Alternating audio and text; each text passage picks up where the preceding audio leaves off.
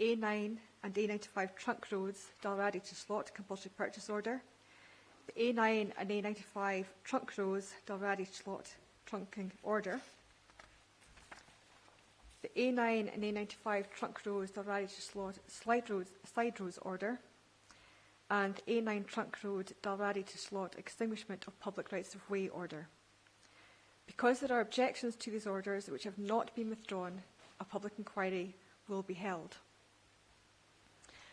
I have been appointed by the Scottish Ministers to consider the proposed orders and the objections to them, to hold a public inquiry, and to submit a report to Scottish Ministers making findings in fact and recommendations as to whether or not the orders should be made. Before we go any further, can everyone hear me? Okay. I'll move the microphone a bit closer, see if that helps. Also here today is my colleague, Ewan Murray at the back, and he's managing our sound and video recording systems. Now, the meeting today will be webcast. It's not live, but it will be on our webcast link, either later on tonight or tomorrow morning, and I will include a link to that in the note of this meeting. For those who don't know, the introduction of webcasting is part of a Scottish Government strategy to enhance public access to the planning and appeals process, and it makes it easier for individuals to keep up with the proceedings as they go forward. Generally, the public seating areas will not be directly filmed. However, by being here, you're consenting to being filmed and to the use and storage of these images and sound recordings and any information pertaining to you contained in them for webcasting and training purposes and for the purpose of keeping historical records and making those records available to the public. For those who are participating, to aid the webcast, please use the microphones in front.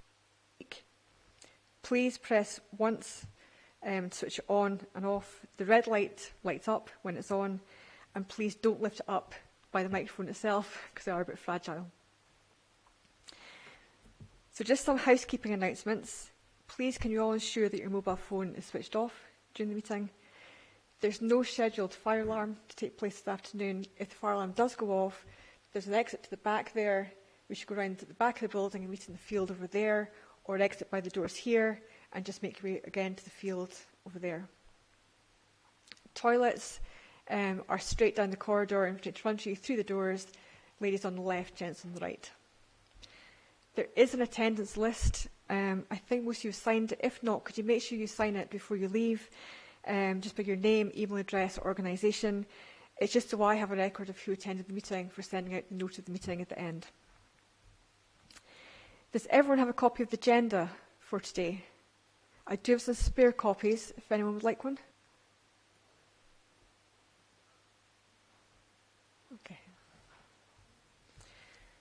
Okay, I would now like the parties to introduce themselves. Now I'll start with Transport Scotland, then the statutory objectors, and then any non-statutory objectors that want to take part. So Transport Scotland. Thank you, ma'am. Good afternoon. My name is Douglas Milne. I'm a partner with Morton Fraser Solicitors and am appearing on behalf of Transport Scotland. To my right is my colleague Cameron Gregg. To my left is Dr Joe Blewett of Transport Scotland, and then working to the left of Dr Blewett is Rory Gunn of AMJV, Transport Scotland's consultants. Then Ian Adams, and then Mark Sanders of Transport Scotland. Thank you. Can we move on now to the Highland Council? Good afternoon, Madam Reporter. My name is Karen Lyons. I'm the in-house solicitor for Highland Council, and with me today are Richard Gehring, who's the Council's Transport Planning Manager, who's to my right, and in the public benches is Nicole Wallace, who's the Council's Acting Head of Planning and Environment. Thank you. Can we go with the Park Authority? Good afternoon, ma'am. My name is Peter Ferguson. I'm a partner with Harper MacLeod Solicitors. I should be joined at around 3 o'clock by Gavin Miles, who is the National Parks Head of Planning and Communities. Thank you. Now, those appear on behalf of the Earl of Seafield, Seafield Rural and the Reedhaven Trust. Yes, good afternoon, Madam. I appear for those three objectors, numbers 33 and 34. My name is Malcolm Thompson, QC. I'm instructed on by Brodie's, and sitting on my right is Karen Hamilton of Brodie's. Thank you. Now, is anyone else here today who would like to take part in the proceedings today? And by taking part, I mean speak as part of the selection here, or is most people here just to listen and see what happens? Okay, thank you. So just to explain, for those who haven't maybe been to a meeting like this before, the purpose of today's meeting is to discuss the procedural arrangements for the public inquiry and for the pre-inquiry disclosure of parties' cases, and that's all set out in the agenda of the items we will cover today. There will be no discussions on the minutes or otherwise of the orders or of the parties' cases, and matters relating to compensation are out with the remit of this inquiry. I will be keeping a note of our discussions today and will circulate a note of the key decisions as soon as possible after this meeting in the form of a procedure notice. That notice will set out all the procedural arrangements that we discuss and agree today. So we move on to item 3. Again, this is for maybe parties who haven't been involved in this type of process. The orders are proposed to be made under the Road Scotland Act 1994, and so far as relating to the compulsory purchase, the acquisition of land authorisation procedure Scotland Act 1947. The relevant ministers are now the Scottish ministers, as these functions have been devolved under the Scotland Act. So where you see references to the Secretary of State in these acts, that should be read as Scottish ministers. There are no specific rules in place for inquiries into compulsory purchase of land by Scottish ministers. The compulsory purchase by public authorities, Inquiries Procedure Scotland Rules 1998, apply to compulsory purchase by Scottish local authorities. These rules will be applied by analogy to provide clarity over the inquiry procedures to be followed. There's also an associated circular explaining in plain English how these rules work. Now that is Circular 17 of 1998. I would advise parties intending to take part in the inquiry to take time to read the rules in the circular ahead of the inquiry. The case officer will be able to assist any party in accessing these documents, and I will also provide a link to them in the note of the meeting. So we can move on to item 4. This is an update on the status of negotiation of objections. Now, I thought it would be useful for my purpose to have an update. Currently, according to my records, we still have 18 statutory objectors and 18 non-statutory objections, unless that's changed recently. So can I turn to Transport Scotland just to have an update where you are with those? Thank you, ma'am. That's correct. Those objections remain. As regards discussions which are ongoing, really two that I would mention. Network Rail, and it's certainly anticipated by Transport Scotland and by Network Rail that that objection will be capable of resolution.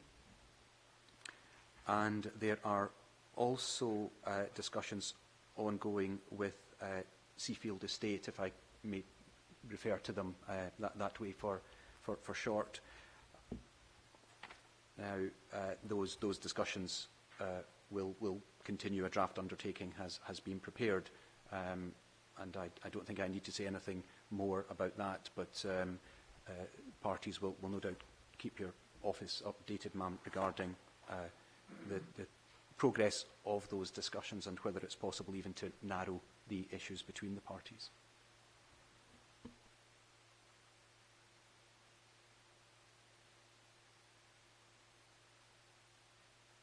And as regards are there any other negotiations, discussions ongoing? No, ma'am.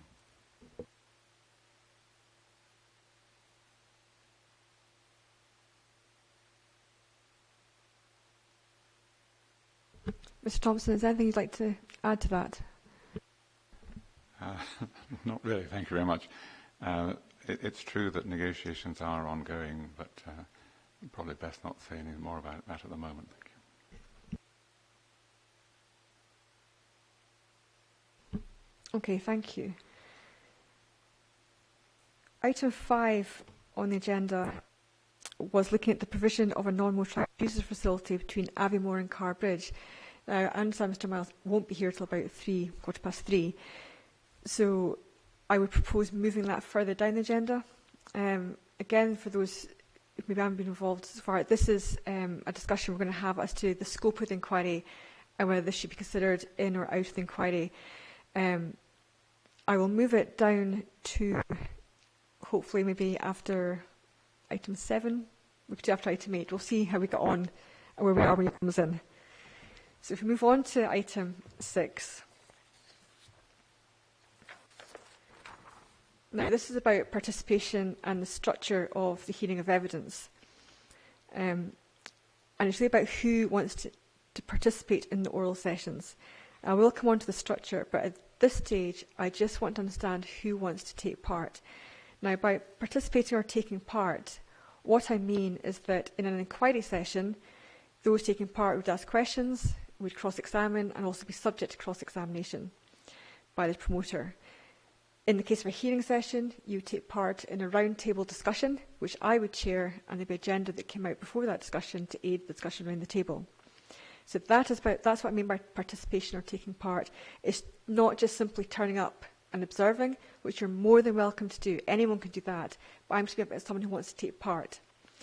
Now, you don't need to make a final decision today, but it would assist me just in assessing how long we might need to set aside for the oral proceedings to know if people do want to take part going forward.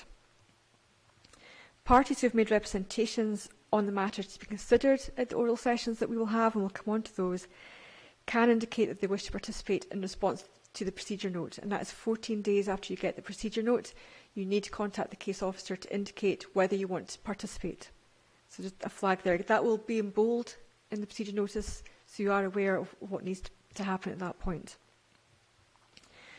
So Transport Scotland, I assume you'll take part in all sessions, being the promoter. So can I go round the table for the others? Now, I do appreciate this does depend to a certain extent as to what happens in relation to the item 5 on the NMU provision. So if you can do it assuming it's in and assuming it's out of the inquiry, that would probably help me. Ma'am, the Council would, just checking it was actually on, intend to participate only using written submissions and only as regards item 5 on your agenda. We have a very limited role.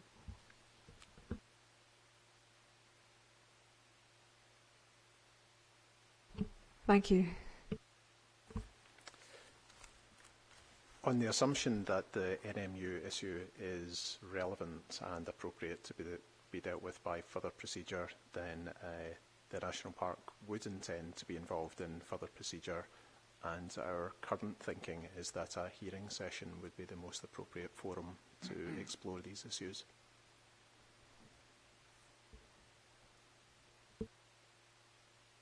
Thank you, Mr Ferguson. Mr Thompson? Yes, I would like to participate. And I see that we've been tentatively allocated session 3. I don't know if you have to hand a copy of our outline statement of case.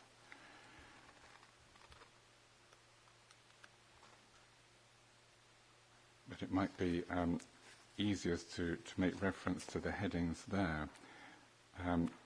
Under scope of evidence, which starts at section 6,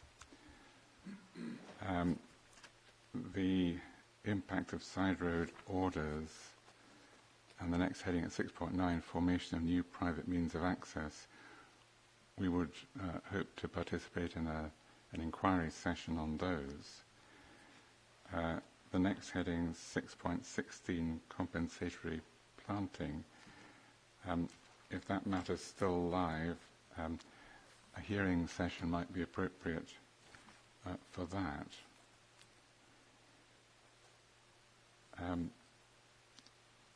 The next heading, 6.21, impact on rivers and fishing rights.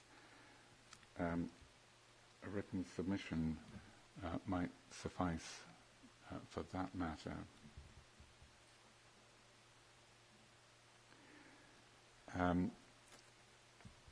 The next heading, 6.25, Adverse Impact of Construction Works.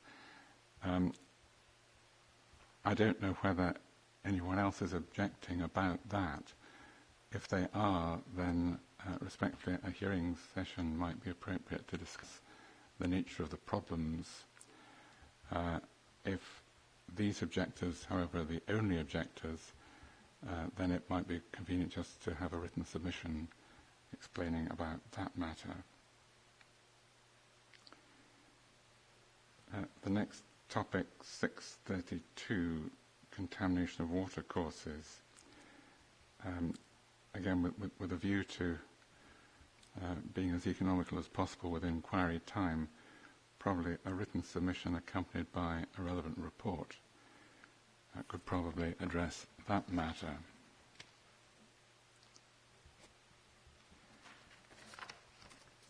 And moving on to the last two topics, 638 and 641. The heading at 638 was insufficient information available to justify compulsory purchase. The point there was the difficulty of understanding some of the colouring and plots and just understanding why certain small areas were required. I understand that progress is being made with further information being supplied, and that the number of unresolved issues there is now comparatively small. And that, of course, impacts on excessive land take, because the argument there tended to be, once we knew what it was being taken for, we could either agree with its justification or regard it as an excessive land take. And at the moment, it would appear that where there is an excessive land take only argument, that could be dealt with by written submission.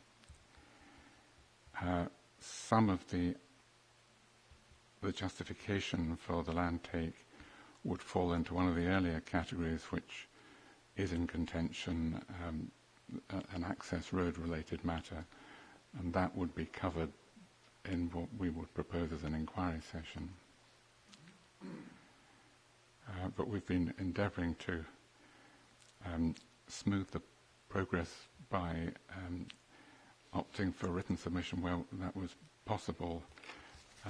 The construction works impact, as I say, if other people are concerned, then a hearing session might be appropriate, but otherwise, unless I've indicated a written submission, then we would be hoping to cover matters at inquiry.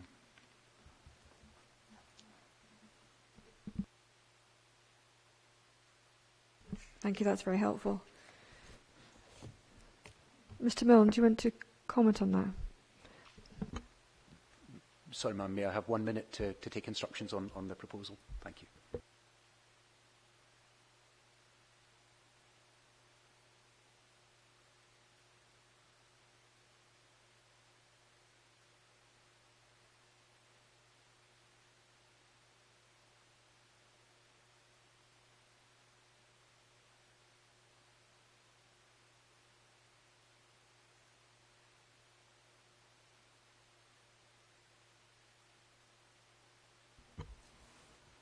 Thank you, ma'am. As regards construction work adverse impacts, there are no other parties raising that issue. It's just a Seafield estate issue. The one point on which I would appreciate some clarification is just looking at the list of witnesses, 7.6, where reference is made to a conveyancing solicitor potentially giving evidence on the nature and scope of voluntary legal mechanisms available to ministers as an alternative to compulsory purchase. And I was wondering what this objector's position was on that evidence also being committed to writing and lodged at an earlier stage in the process. I'm obliged, I should have mentioned that. On considering matters, we had taken the view that it might be helpful to have the evidence of a suitably experienced conveyancing solicitor on principally matters relating to servitudes and their nature and use. And we would propose producing that as a report so that there's a certain common understanding before we start to hear the evidence. And then that matter would be picked up, obviously, in closing submissions, rather than having a witness. But if anyone sees the benefit of having a witness, that such a person could be provided. But our preference at the moment would be simply to have a report.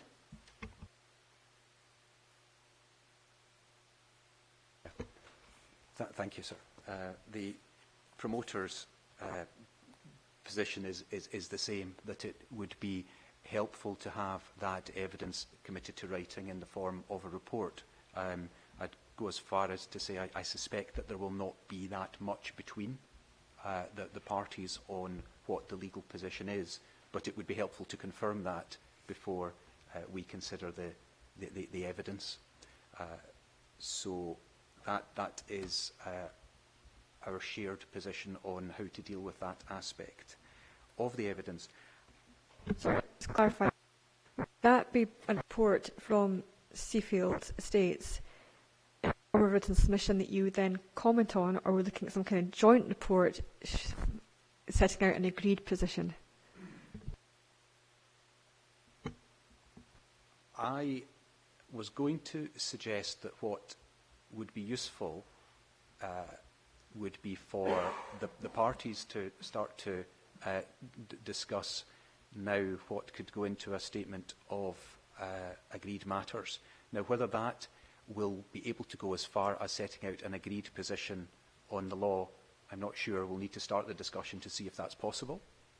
But why don't we start that discussion to see if that can help to narrow the number of issues in contention which need to be considered at these various sessions. I think I should reserve the position on both parties submitting reports on their interpretation and understanding of the legal position, and that is maybe the starting point, but we'll see in discussion what can, if anything, be agreed.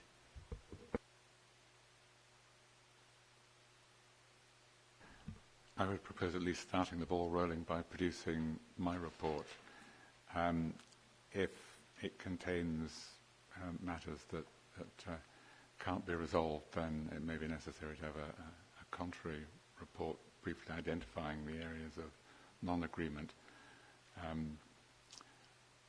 But I suggest that as the way forward. Because that's helpful to understand. That Mr. Milne, do you want to continue on the other aspects? Yes, certainly that offer of preparing the report initially is appreciated, and I think that would be a useful way of taking things forward.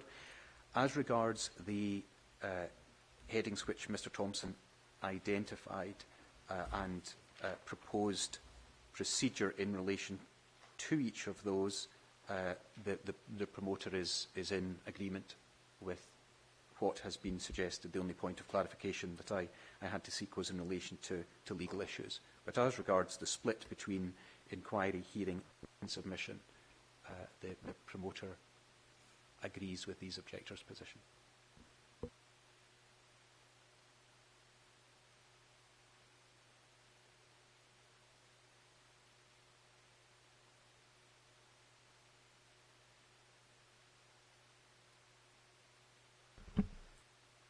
So on that basis, we're looking at an inquiry session on the side roads issues, a hearing session on compensatory planting,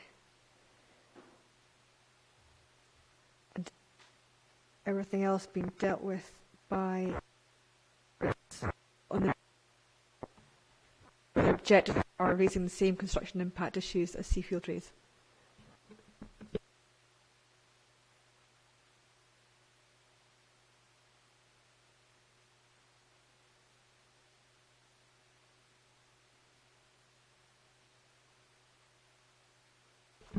Now, Mr Mull, I know that Network Rail aren't represented today, and you are hopeful that they will withdraw their objection. But in recent correspondence, they were indicating that if they didn't get an agreed position, which meant they could withdraw their objection, they would be looking for an inquiry of around 1 day to deal with any remaining matters. That's correct, ma'am. This has become the established practice for Network Rail objections in relation to the A9 link programme. There are very few matters which remain to be resolved, and then an agreement can be drafted and signed between the Scottish Ministers and Network Rail. But in order to preserve parties' positions, should for some reason agreement not be possible, then yes, I have been asked by Dentons on behalf of Network Rail and with agreement of Transport Scotland to seek a 1 day inquiry, preferably at the end of the timetable which is fixed for this inquiry, given the likelihood that that objection will be withdrawn. It's certainly anticipated that 1 day would be sufficient if the objection is not withdrawn.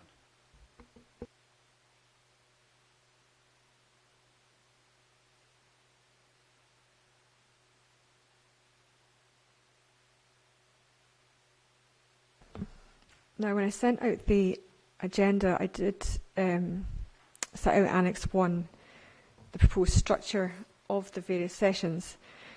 In relation to Session 1, that was in Annex 1, there are no objectors who intend to appear at this point in time. That's my understanding from who's here today. In relation to Session 2,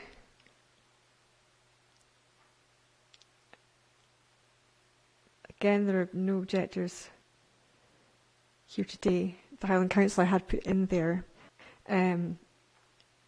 but taking out the NMU point, there are no objectors to specific issues that intend to participate either in relation to Session 2.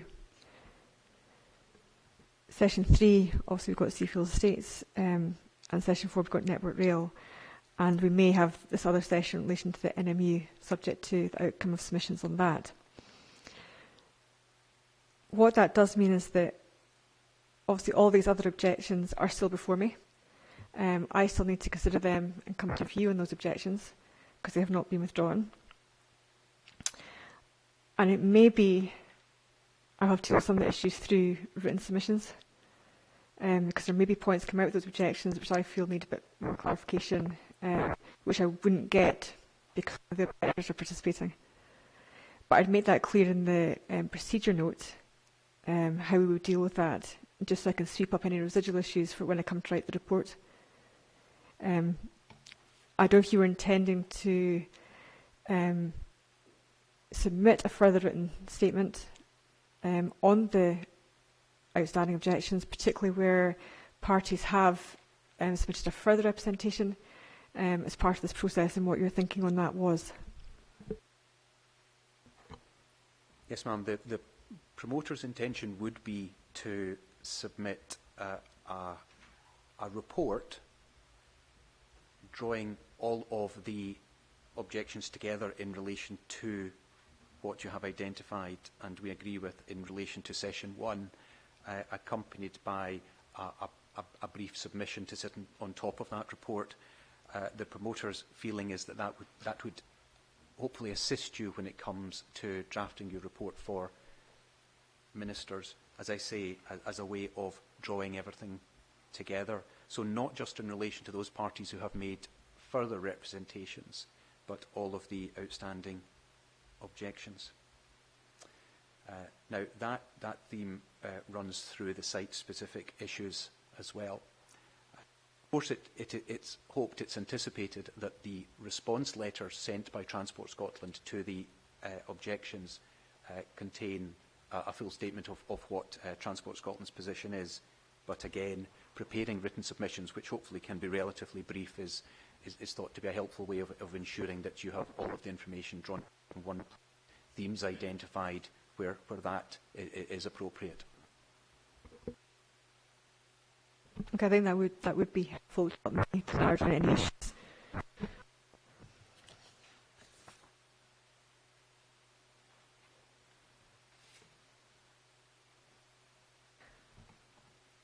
Okay, on that basis,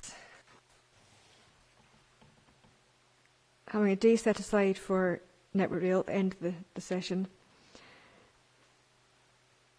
are parties confident that we could deal with Seafield Estates issues and inquiry set in 2 days? Mr. Milne? I would have hoped so, just to let parties know that we had identified 4 witnesses for Transport Scotland to deal with all of the issues for Seafield Estate. It would take me a little bit longer to see if any of those could be removed from the list for the proposed inquiry and hearing sessions, but it's to assure you, ma'am, that there isn't a long list of witnesses who would need to attend those sessions. So I think 2 days should be sufficient. Mr. Thompson?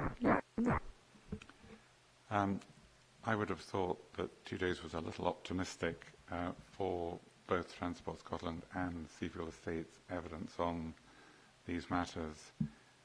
In the outline statement of case, I think we'd indicated that 2 days for our evidence might be appropriate.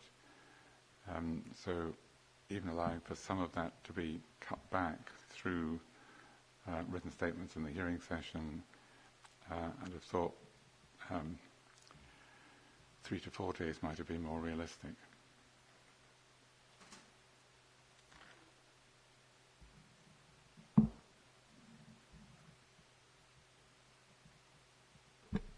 We always had to rather set aside more time than less time to make sure we got through the evidence rather than having to reconvene at some point in the future. That's what I was thinking.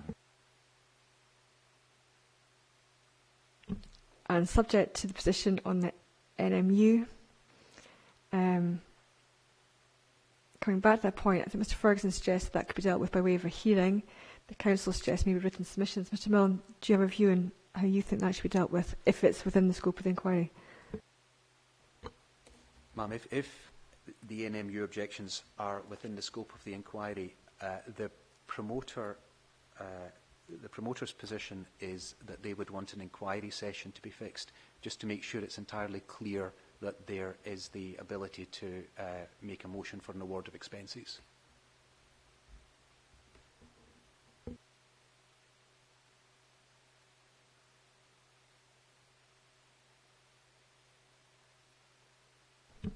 Ms. Lyons, do you have anything you want to add to that? Only as previously, we feel that this is a matter that can be dealt to everyone's satisfaction by way of written submissions, thereby not delaying any part of the overall inquiry. And whether they're within scope or not, we feel that that is an appropriate procedure to adopt. Mr. Ferguson.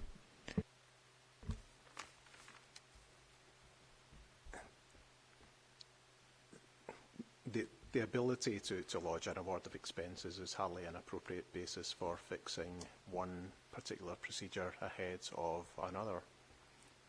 So I hear what Transport Scotland are saying. However, CNPA maintains its position that a short, focused hearing session would be the most appropriate procedure to fully explore the issues.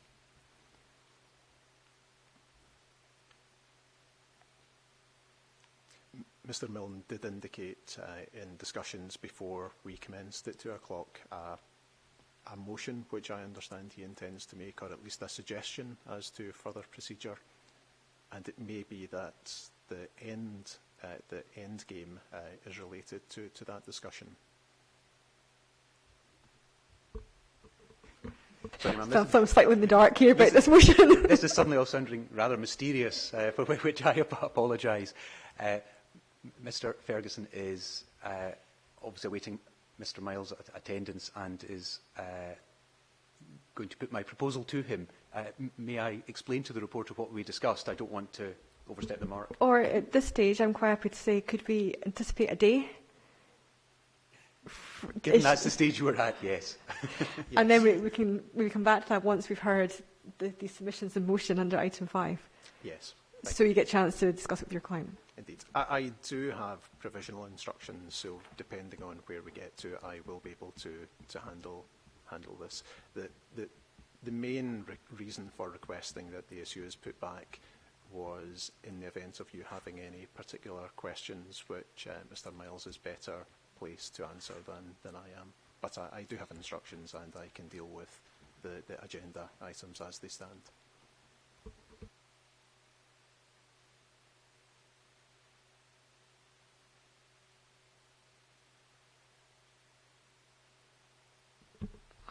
On that basis, I'm wondering whether we go into this point now. But I don't want to curtail you if you are expecting your client, if you do need to take instructions. I am happy to continue. I just think it might help firm up some thinking later on, particularly if there's this motion out there that I don't know anything about at this point in time. It might just help my thinking. I'm not sure I'll have any questions or not, to be honest. As you know, Transport Scotland did submit something last week in writing, which I haven't accepted and I haven't read, in the fairness of the parties. So I don't know what I'm expecting from the parties at this point in time.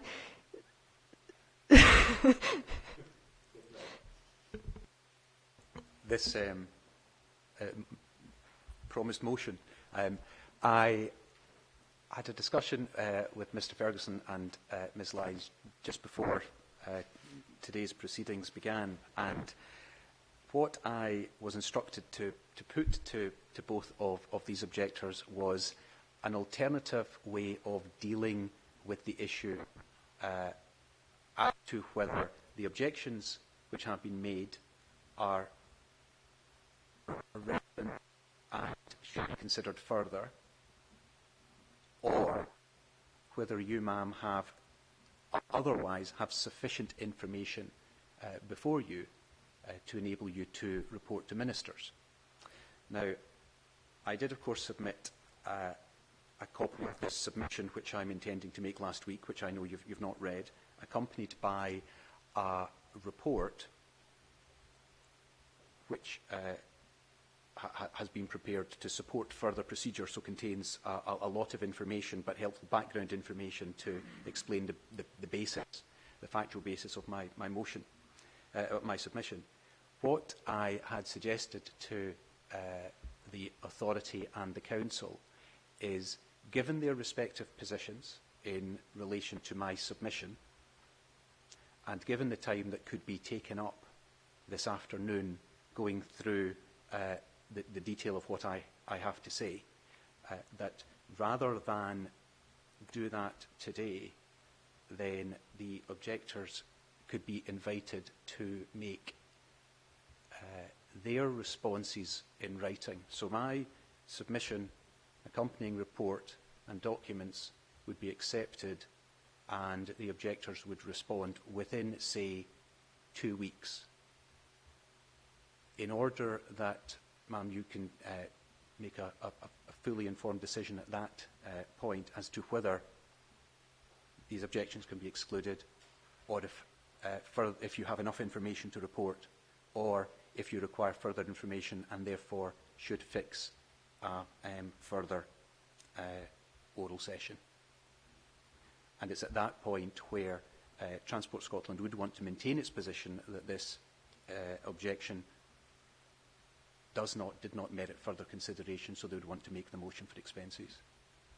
And my position on that is that is an appropriate basis on which to fix an inquiry session, because, ma'am, reporters frequently, from what I understand to be the DPA set wording, explain at the beginning of inquiries that inquiry sessions are required in order to found applications for expenses. And I want to make sure that that opportunity is not lost. But that's the much anticipated motion. I assume you'd want a chance to respond to the written submissions as well. Yes, which sounds like the week before Christmas, but that would need to be done. Because we would not want, should my position not be accepted, of course, we wouldn't want the NMU objection to fall out of sequence in terms of the timetable for the rest of the inquiry. Now, of course, to some extent, that's me anticipating that the inquiry will be fixed for the week beginning the 25th of February, simply as the date indicated in the agenda. That's a discussion still to be had. Of course, I'm not sure of other parties' availability. Okay, Ms Lyons, your view in this motion. Ma'am, may I request that I defer the National and my way of response? That's fine.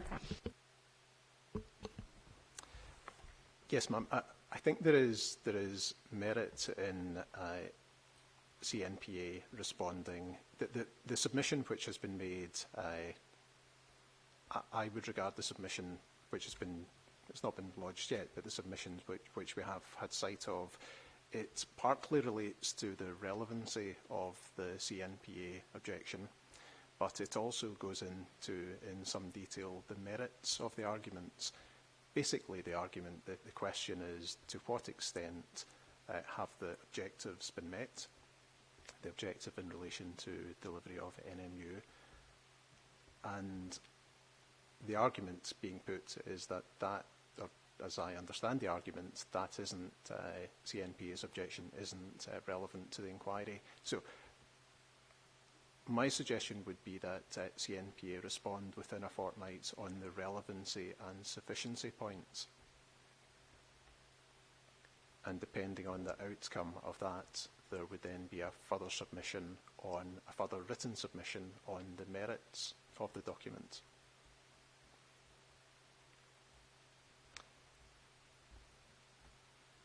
And what I was referring to before in a roundabout way is that if we had the two-stage process, then the written submissions on the merits have the scope to either resolve or, at worst, narrow the issues to be explored at a further session.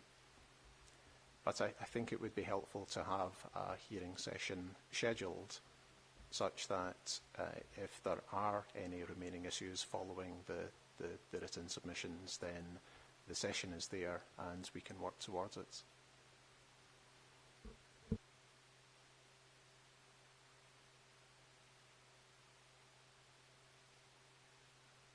Okay, so two-stage process. You would have 2 weeks to respond to the submission that Transport Scotland lodged last week, but I haven't accepted so far.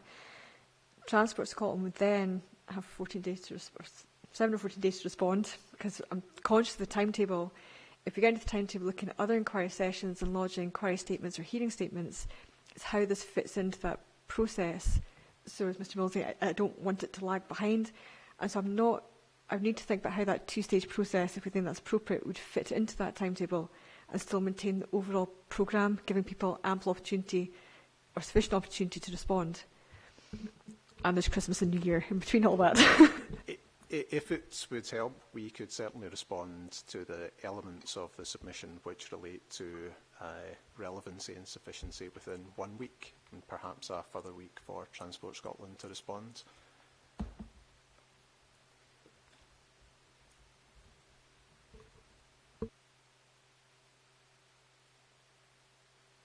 Okay, that's helpful. Ms Lyons, do you want to add at this point? I think the best. Council had certainly prepared. I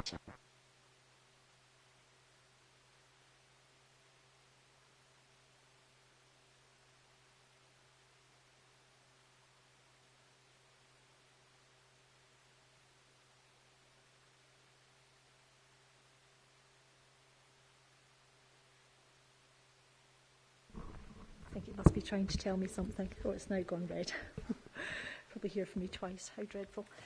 Yes, we had prepared on the basis to make our submissions today, but also to seek further time in order to be able to respond to the documents that were received last week.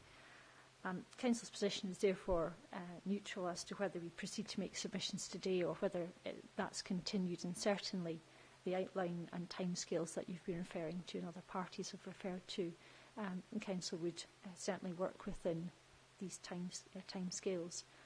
There are a couple of matters that I think the Council would appreciate some clarification on, and perhaps through you, I could maybe make a note of at least one of these, which is to request clarification as to whether we've received everything from Transport Scotland that we're going to receive as regards.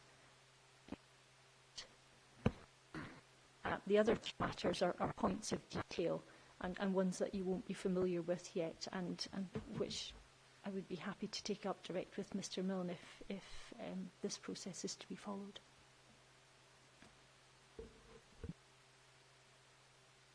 Thank you, Ms Lyons. Mr Milne, can you come back on that point to give any assurance? Well, certainly if Ms Lyons can contact me directly for the points of detail, I'll come back as soon as I possibly can on those, particularly given the timescale that we're discussing, which I'm grateful for that suggestion. As regards whether we've now produced everything we're going to produce, yes, for the purposes of this motion and submission, but of course I'd need to see what is presented by the objectors by way of response during this process, and take instructions on whether anything further was required for an oral session if that was to be fixed, if that makes sense. So, yes, so far. I can understand where you're coming from in that. I suppose maybe the point is there anything new that you haven't put forward so far to justify your position, so that when you're responding to the parties, it is simply a response to the parties as opposed to introducing anything new at that point in time? I think that's where Ms Lyons is coming from.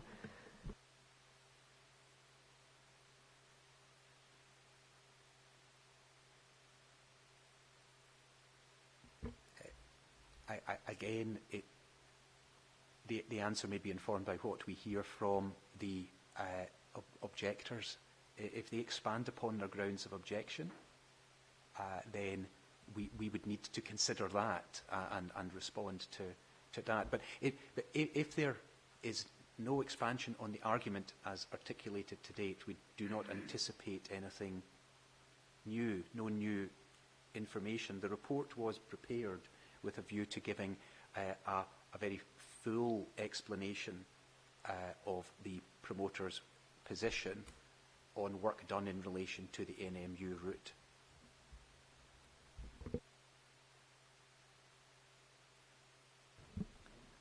Ms Lyons, does that help you? I think it does, ma'am. Thank you to Mr Milne for that clarification. I appreciate it. It's perhaps difficult to give an absolute clear-cut answer, but I think I've been reassured insofar as I can be. Thank you. I would certainly say, ma'am, if there is any particular concern on the part of the Council, if Ms Lyons has any particular issue in mind, then I would welcome a discussion around that rather than giving answers which may not feel as if they're being particularly clear, given I have to reserve the position to some extent.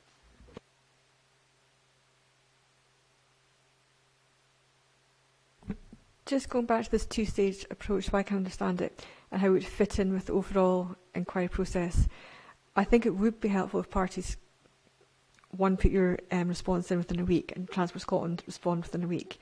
That allows us to do that fairly quickly, so it doesn't eat into time going forward. The next part of that process was to then submit a written submission on the merits of the NMU route. Would you anticipate that,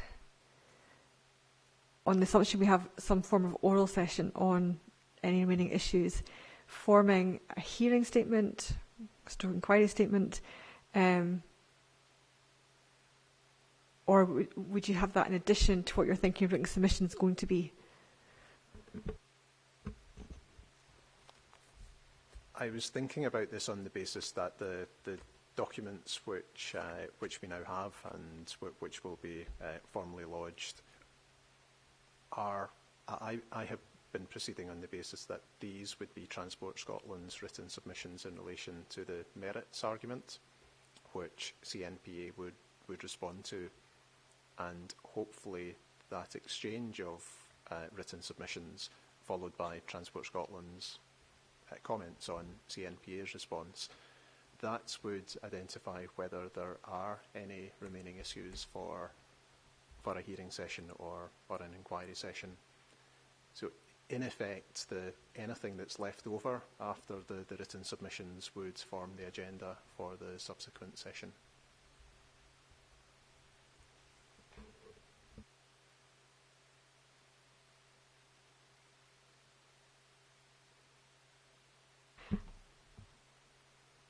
Would the party be anticipating a ruling from me on the relevancy before we do anything on the merits?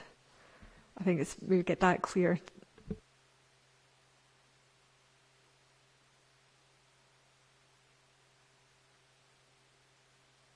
I'm just trying to figure out the sequence of events and how it fits in, so that's helpful.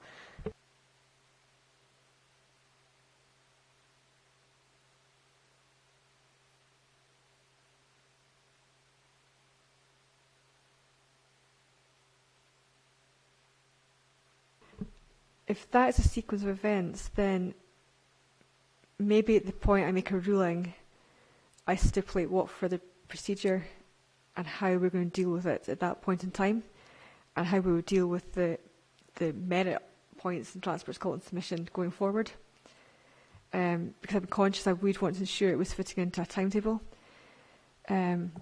while still allowing parties obviously a fair chance to respond and put their positions forward.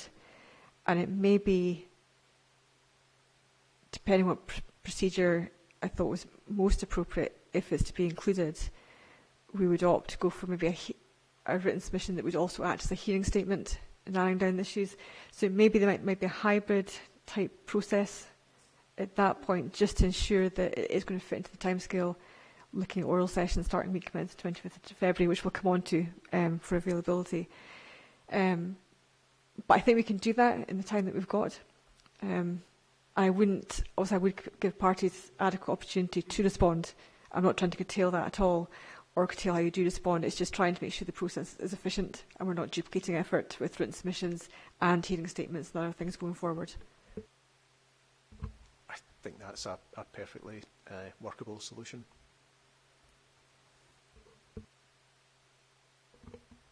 I agree. Thank you.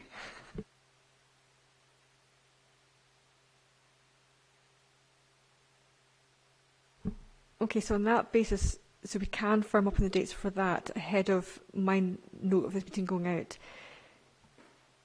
Cairngorms National Park Authority and the Highland Council will have 1 week from today to submit their written submission on the relevancy point. And Transport Scotland would have 1 week from that date, or 2 weeks from today, to respond.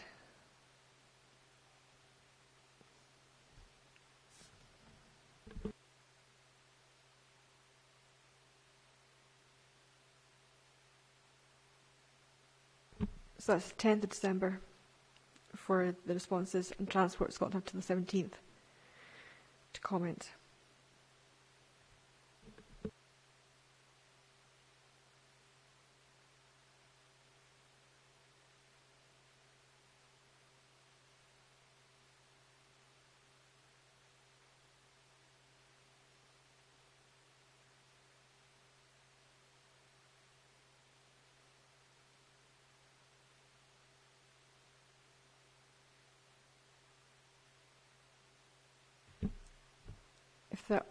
I think we've probably done that point now. Is everyone happy to move on from that? Everyone clear with the next steps on that?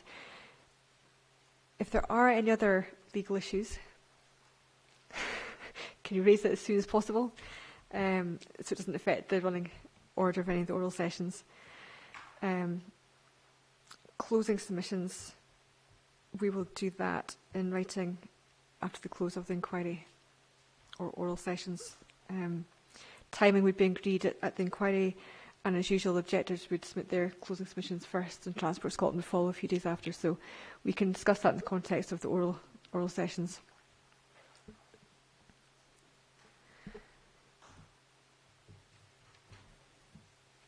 We've touched on a likely duration, and I think thinking about 3 to 4 days for Seafield Estates, a day for Network Rail, and a day for the NME point, assuming it is in the scope of the inquiry. We're looking maximum 6 days. So that takes us into 2 weeks if we start on a Tuesday. Equally, we could start on a Monday and do 5 days and set a day in the next week. I'm flexible on that, depending on the availability of parties. I don't mind starting on a Monday, just historically we don't. I had said in the agenda that we're looking at week commencing 25th of February onwards. So I'm going to check parties' availability for that week. Unfortunately, the week after, I can't do the 4th and 5th of March. But I could also do earlier on in that week if we were going to start on the 25th or 24th even. So, Mr. Milne. Thank you, ma'am. The promoter's preference, if this is possible, would be for the inquiry all to take place within the 1 week, as opposed to 4+1 to have the run through from the 24th. And Network Rail could be fitted into the following week, given that that's unlikely to happen, meaning that we should be able to conclude the inquiry with the time you've suggested for Seafield and NMU, if that is within the inquiry, all within the 1 week. And Transport Scotland is available for the 5 days beginning the 24th of February. Mr. Thomason, how does that suit your client? We have a bit of a difficulty in the week beginning the 24th of February. I had been going to suggest the 2nd of March week. Our availability is clear for the 3 weeks beginning the 2nd of March, so any time after the 2nd of March should be fine for our team.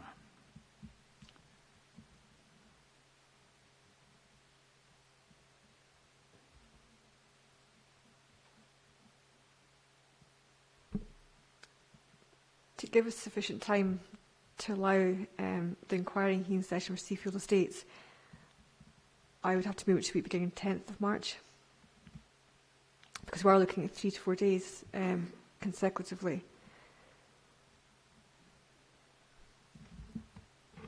10th March, from what you said, Mr. Thompson, would suit that would certainly your suit us. clients. Thank you. Yes. Mr. Milne? That week is fine for Transport Scotland, so that the Seafield evidence being 10, 11, 12, 13, if the 4 days are required. I wonder if it would be possible to have the NMU evidence, if within scope, on the 9th of March, and Network Rail the previous week, given that we anticipate that that session will not be required and would not interrupt the flow. Because I appreciate the suggestion was to put it at the end, but maybe putting it at the end of the previous week achieves the same objective. So if we're going for the 6th of March.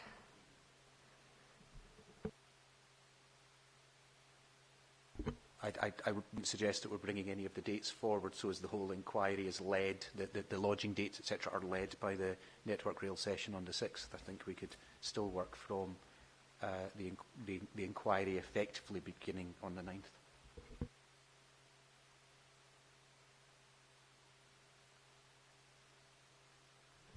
Mr. Ferguson, would that work with you, or do you need your client to be here? Yes, I do. I had checked availability for the 2 weeks commencing 24th, but hopefully my client will arrive shortly and I can confirm. I'm certainly available. Ms. Lyons? Yes, if required, we can be available for that date.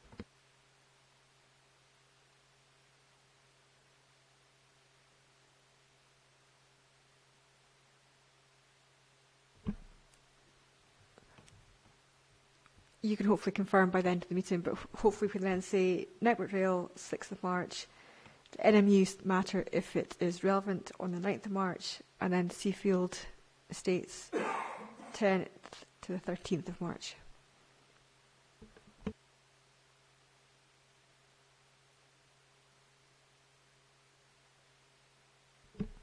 Okay, so thinking about venue, is here acceptable to the parties? Seems a suitable venue to me. I haven't checked availability, which I can do after this meeting. If it's not available, are there any other suggestions? I think there's a hall in Aviemore that we checked previously. The promoter's preference would be for Aviemore, because it's more convenient in terms of accommodation and not having to toing and froing between Aviemore and here. We don't have any specific venues to suggest in Aviemore. Would anyone else object to Aviemore as the venue? Okay, we can check out venues and we'll confirm. Obviously, the oral sessions, the first session would start at 10 o'clock.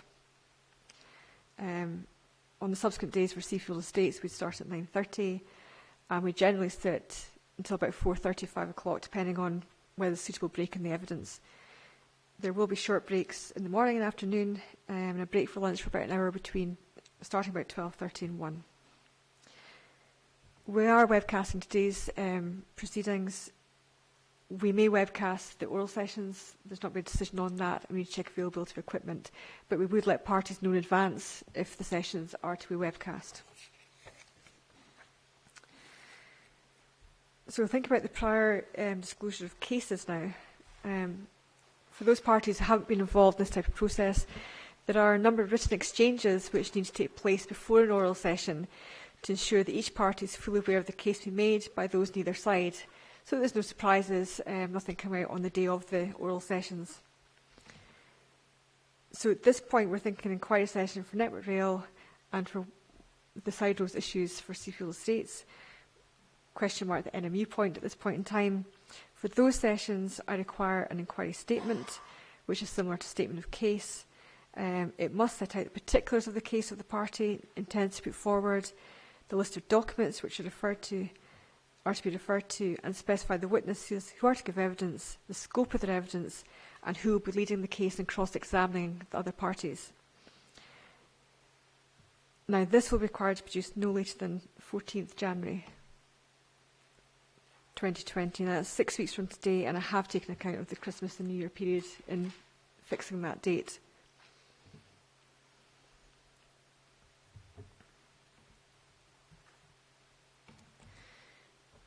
For the hearing sessions, and we were question mark NMU as a hearing session, but also in relation to compensatory planting, I suggested that may be a hearing session. I propose hearing statements no later than, let's just add fixed dates, assuming the 25th of January.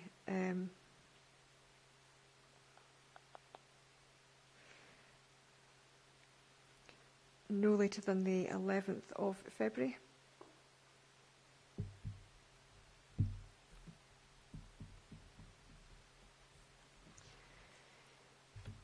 I wouldn't propose a word limit on hearing statements, but please do try and be concise as possible.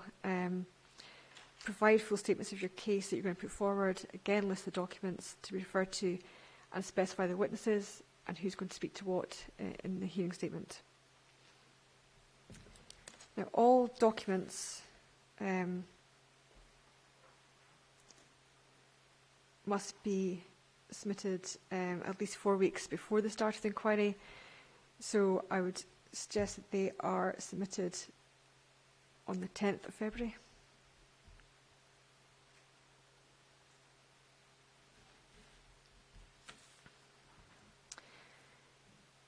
Transport Scotland did provide a draft list of core documents in your outline statement of case. I'd ask parties to work together to finalise and agree that core document list, if they want to add it into that. And Transport Scotland could take the lead in coordinating that and pulling that together.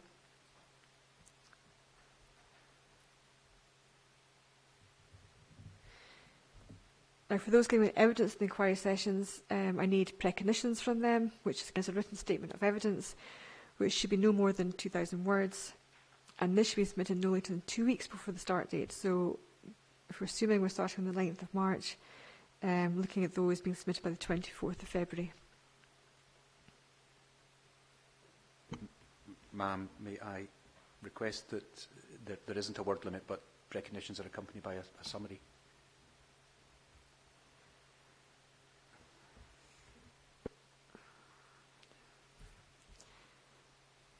Yeah, that would be acceptable. Is that on the basis you will probably not submit inquiry reports ahead of the precognition? I'll be honest and say I'm keeping my options open. Our preference is to lodge detailed reports with a view to keeping the length of precognitions down, but that hasn't always been possible. I don't want to rule out the option if actually the balance works in favour of the precognition being a little bit lengthier. That would be acceptable, provided if something should have been a document lodged as a document, it's not suddenly brought forward as part of the precognition, to allow for disclosure before the precognitions are submitted. And that goes to the point, do not attach appendices to your precognitions or other documents which should have been lodged earlier. That won't be acceptable at that point in time. Going back to further written submissions with Seafield Estate, the first one really to think about is probably this conveyancing legal report. I'm wondering if it might also be helpful to have that sooner rather than later. Mr. Thompson, what would your proposal be? Well, certainly by the statement of case date, the 14th of January. Probably appropriate at that stage. So that would be in advance of the document date. It would be 4 weeks before that.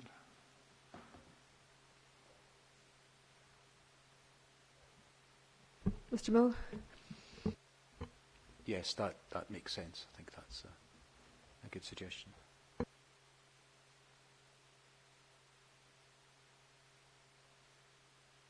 So that would be the 14th of January.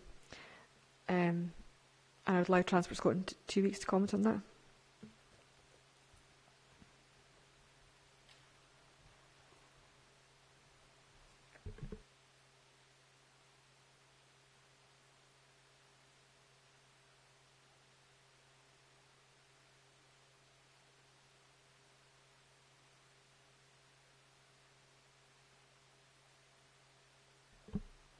For the contamination of water, you suggested a written statement and possibly a relevant report.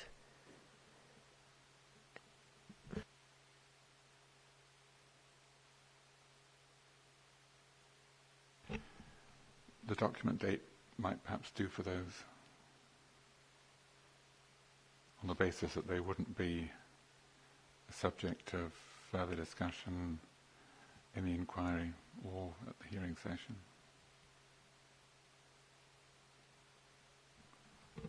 Which would still allow Transport Scotland 2 weeks to respond.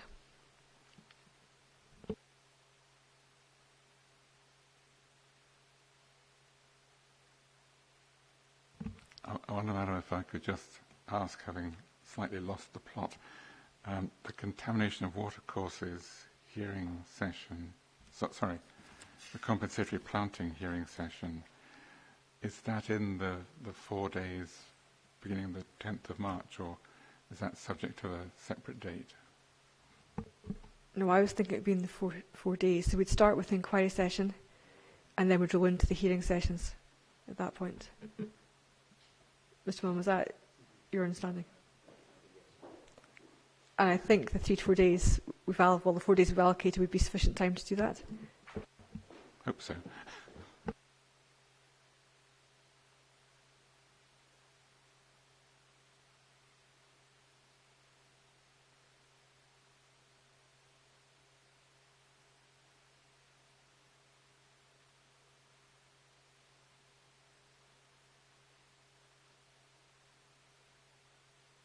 On the basis there's no other objectors raising the same construction impact points that your client's making, Mr. Thompson, you suggested dealing with that by written submissions as well. Yes. Are we looking at the same dates of submitting that on the document submission dates? The same document date, if that's agreeable to others.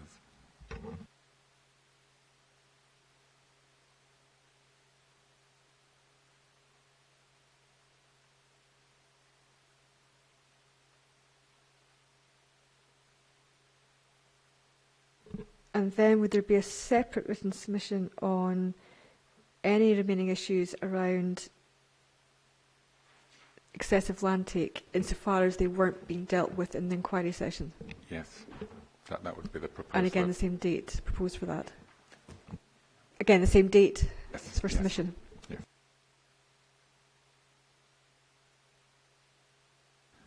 And just to be clear, anything that wasn't covered by the written submission that we've discussed or at the compulsory planting hearing session would be subject to exploration at the inquiry session.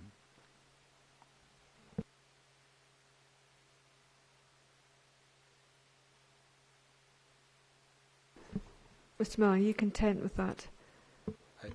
Just to check, in each instance where a written submission is being made by the objectors by the date for documents, Transport Scotland will have 2 weeks to respond.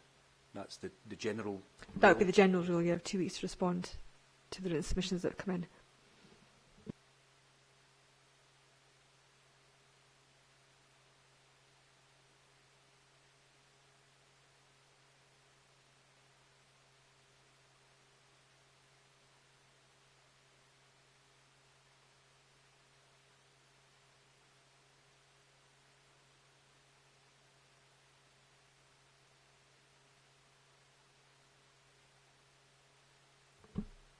Okay, obviously I'll stipulate all of that in the procedure note, because it is quite confusing with all these dates. Can we move on to site inspections? Ma'am, just before you move on to the next issue, I can confirm that 9th of March would be an appropriate date as a provisional date for a potential hearing or inquiry session. Thank you for confirming that. That's really helpful.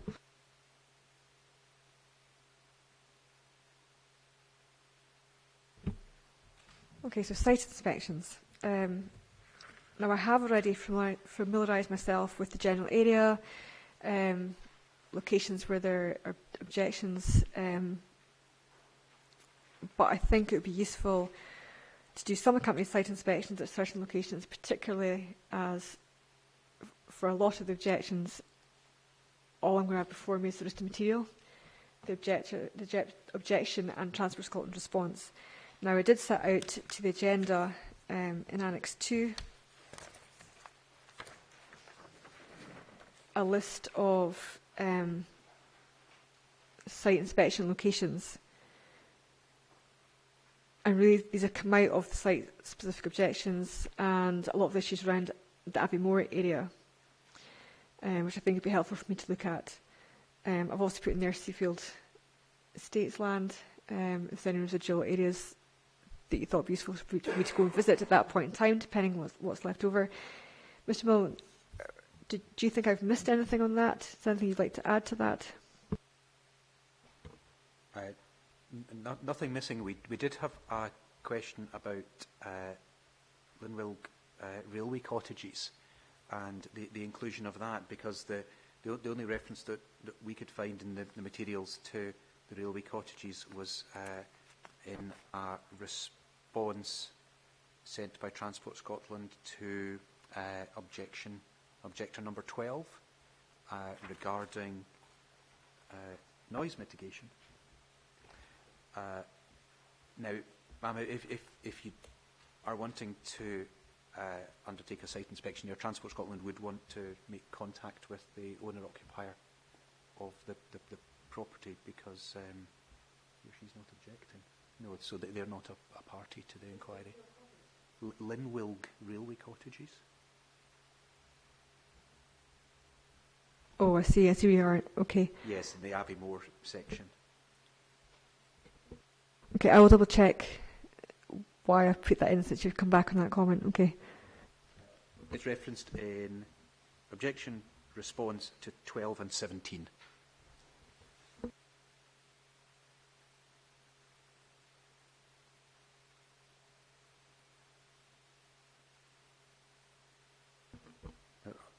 Otherwise, we agree with what's suggested. Absolutely, in terms of Strathspey Estate, shall leave that to the objectors to say the most appropriate places within the estate with their assistance for you to see, ma'am. As regards Mr Brodie's objection, we were going to ask him to say today where he would like to see, but otherwise maybe Slochd Summit would be a useful viewpoint to have a site inspection in light of points raised in Mr Brodie's outline statement of case. Okay, thank you. Seafield Estates, are you happy to, at that point in time, let us know where you'd like us to go and visit? Yes, Madam. There's just one matter.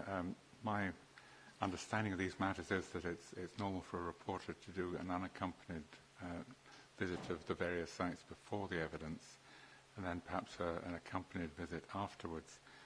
But in this case, it may not be that easy to find some of the locations on the estate, and I wondered whether it might, if it would benefit you to have the accompaniment of someone from Transport Scotland and someone from the estate, just to point out various locations before the evidence. We would certainly be happy to cooperate with that. I was actually going to suggest doing the accompanying site inspections before the inquiry. That would resolve that problem. Because I agree, I think it's helpful to have seen the sites before you hear the evidence. It gives you a bit of context as opposed to doing afterwards. So I was proposing doing that beforehand, if that was acceptable to both parties. Yes, certainly.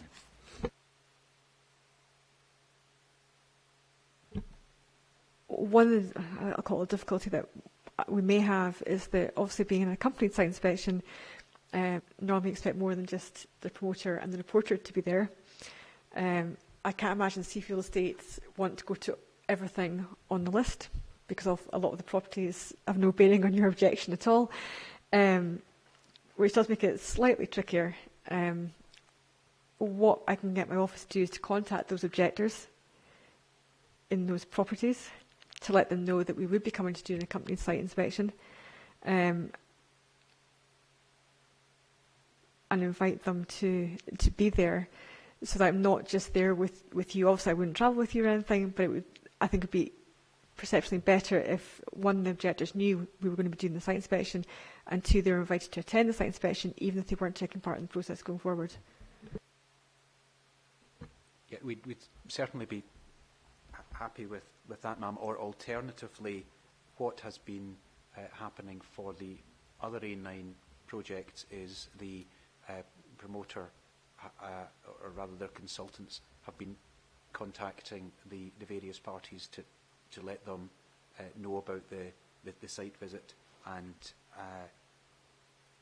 they've prepared a draft itinerary and circulated that to the various objectors, got confirmation as to who wished to participate, otherwise let them know when the site visit would be taking place, so as they knew why a bunch of people were arriving at their property. So that certainly, if everybody was content, something that the promoter through their consultants could do again. Alternatively, very happy for your office to do that. I'd be more than happy for you to do that. You've got contact with the objectors. I'd be very grateful if you could do that. It's just to make sure that I'm not doing the whole accompanied site inspection apart from Seafield Estates with me and Transport Scotland there. I'd like to give the objectors a chance to participate or at least attend the site inspection if they want to.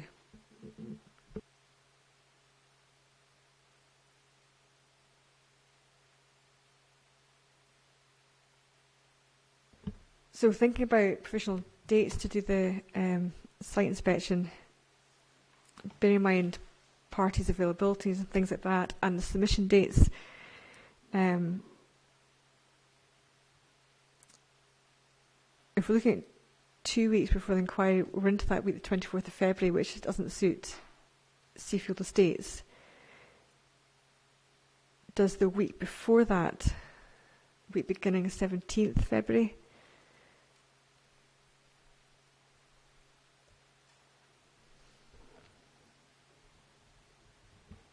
I think any time that week would be fine for us, thank you.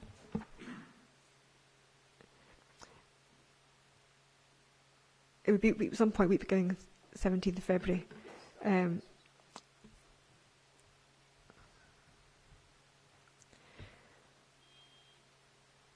I will just double check my availability. I'm fairly confident I'm available, if not all that week, at least from the 18th onwards. I'll confirm that as part of the procedure note of this meeting, and then we can work towards you contacting the objectors and getting a draft itinerary together. And perhaps if Seafield Estates could work with the promoter to see how that slots into the overall itinerary, that would be very helpful.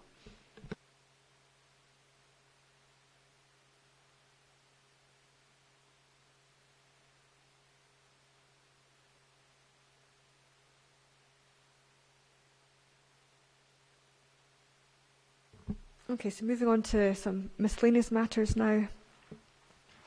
Deposit of documents. All the relevant material connected with the case, including the environmental information, needs to be placed on deposit locally so it can be referred to by members of the public. So that will include further written submissions, hearing statements, inquiry statements, precognitions, and all documents referred to.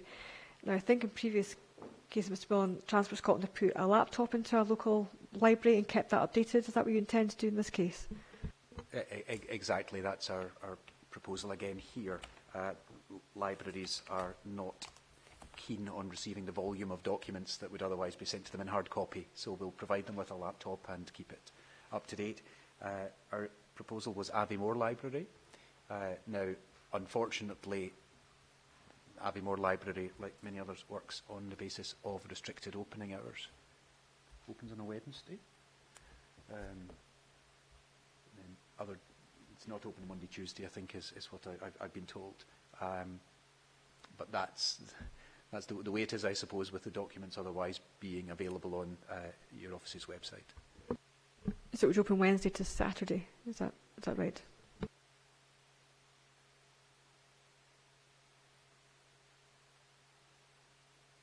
I think that is acceptable on the basis that all the documents are available on the DPA website electronically, so the public can access, and it's 4 days out of 7. And I appreciate libraries do have restricted opening. With that in mind, then, can all parties ensure that when they submit their documents, they do that electronically, copying other parties in, so Transport Scotland can upload them onto the laptop. It would be helpful if you can submit documents where practicable in Word-compatible format. It helps me in the office. I know some documents can't, some reports can be, but where practical, if you could make them Word-compatible, that would be helpful. If you're submitting any further plans or maps or photos, could I get hard copies, please? It does make it a lot easier than having just electronic copies.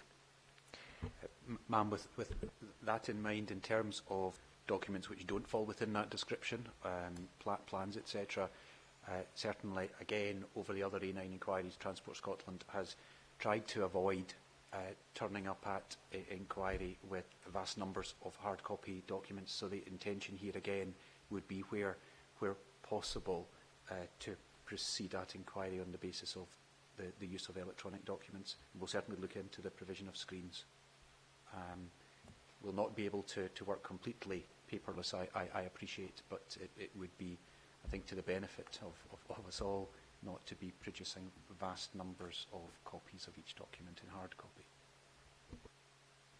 That would be my understanding as well. I'm not expecting to get a hard copy from you either. I'd work electronically, and it's the way that we're going to obviously work inquiries electronically.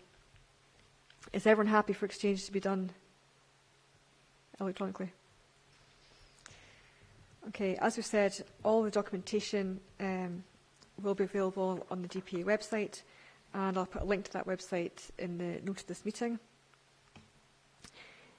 If you've got any queries, any members of the public got any queries about this, they can contact our case officer, who is Samira Akbar, and again I'll put her contact details, her email address, her phone number and post address in the note of the meeting. She deals with the administrative side and could happily deal with queries. I will prepare a note of the meeting.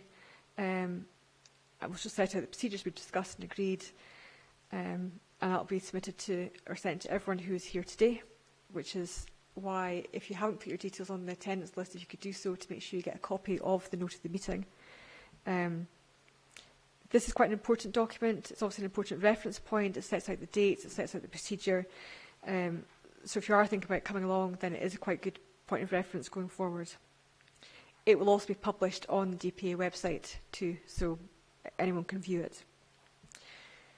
So I think we're on to the last item. So any other matters you would like to raise, Mr. Milne?